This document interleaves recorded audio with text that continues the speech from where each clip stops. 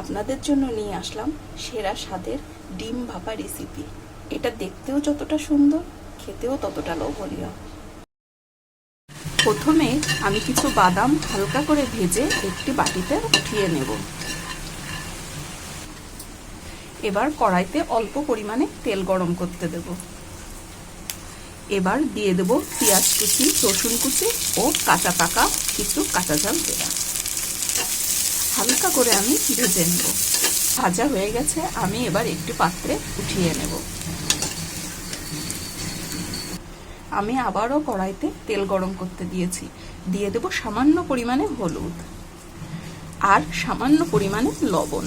আমি ডিমগুলো সিদ্ধ করে এইভাবে কেটে নিয়েছি। এইবার একে একে ডিমগুলো দিয়ে ভেজে তুলে নেব।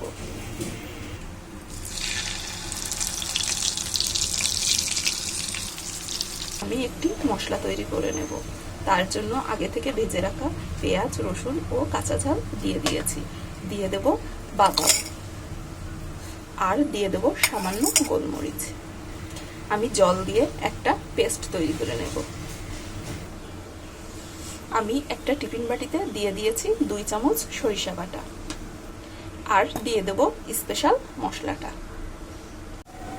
আমি এখানে পরিমাণ মতো লবণ, 2 চামচ টমেটো সস ও সামান্য পরিমাণে চিনি দিয়ে ভালো করে মিশিয়ে নেব। এবার আস্তে আস্তে ডিমগুলো সাজিয়ে দেব।